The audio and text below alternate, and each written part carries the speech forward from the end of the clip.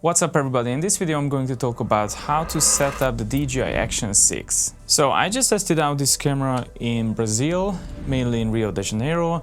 I also went to Sao Paulo, but in Sao Paulo I had a big project, so I didn't have that much time. But I was shooting an after movie, and in some of the scenes I was using the Action 6.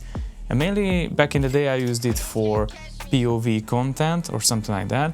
I didn't bring any gimbal to Brazil, so actually all the gimbal shots I was supposed to shoot with a wide-angle lens, I was shooting on the DJI Action 6. So let's just jump into what I used in Brazil, what I think it's the best settings for this camera. For most importantly, before you start shooting, to get the best quality out of this camera, you have to change a few things. So go to the menu, and on the menu find bitrate here, and with the bitrate you have to change it to high. This will give you bigger file size, but also the best quality this camera could capture. Then you go back, and on the right side here, click where you can see the 10-bit, and then you can select manual or auto exposure. If you shoot auto exposure, then select 100 to 80 for ISO, and then turn -3 EV. This will expose a little bit under, so your highlight's not gonna blow out that much. Select OK, and then select image adjustment, and if you want to remove the digital look as much as possible, change -2 the texture, and noise reduction also -2. This will enhance the camera look. It's not gonna make it as digital as originally is. Also on the color tab you can shoot normal 10-bit footage. If you are interested in color grading or get better quality out of this camera, shoot D-Log M, so select D-Log M, turn on color recovery. Now the color recovery won't change the footage color. By having selecting the D-Log M, you have 13.5 dynamic range, which is actually really good compared to some of the APS-C cameras that has 14 stops of dynamic range. Most importantly, if you don't want your footage to be distorted or not too much, then use standard dewarp. And if you don't want this to crop in too much, the stabilization, you can use rock steady. That will crop in a little bit, but still gives you the possibility that you can just basically walk with this camera, handheld it. It kind of feels like you are on a gimbal. But you can turn on and off this pretty much anytime. The stabilization is switched off, so you can see how much shaky it is. And as you can see here, I turn on the Rocksteady. It is much more different. Now it feels like I'm walking, it's on a gimbal. That is a 10mm equivalent. This is the widest this camera could get. But it will distort, you know, the sides, the corners.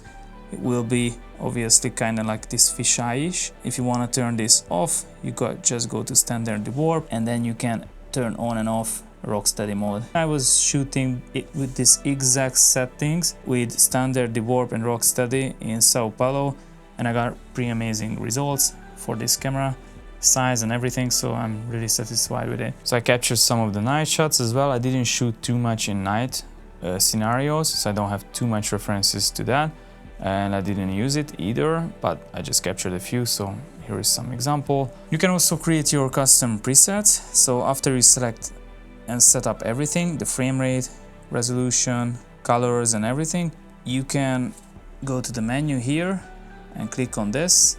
You can create your custom settings. You just save it, let's say custom, and then you can even pre-select for which activity you have created this for. Now I'm not gonna save it because I already have saved mine, but this is pretty good. Later on you can just change anytime if you click on this left side here, and then you can select your presets.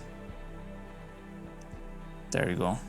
In this case, the sensor is open gate basically. So the action camera records both horizontal and vertical at the same time. So it's not gonna be two different videos, it will be one video, but this one will be suitable for both timelines, which is really handy, especially if you shoot after movie and daily recaps for any events. So you can pretty much utilize the footage for both. The internal storage got 50 GB, which is also really handy if you run out of space on your SD card, or sometimes it happens that you leave your SD card at home or whatever, then you have 50 GB, which could be enough for covering most of the things you need in case of you don't have any SD card on you. You could pair with the DJI mic with ease, which is really beneficial if you are creating any content.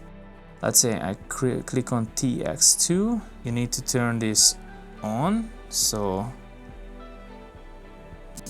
now you turn this on. You have to press the pairing button once and then keep holding it. Once it's gonna be blue and starts blinking, then you should be able to pair these two together. And that's it.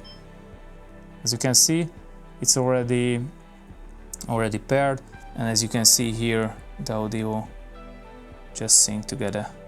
If you want to release your mic, press this button down here, the recording button, and hold together with the link button up there. So hold it together, and now it's released. That's it for today's video. Thank you for watching, and I hope it was helpful, and see you in the next one.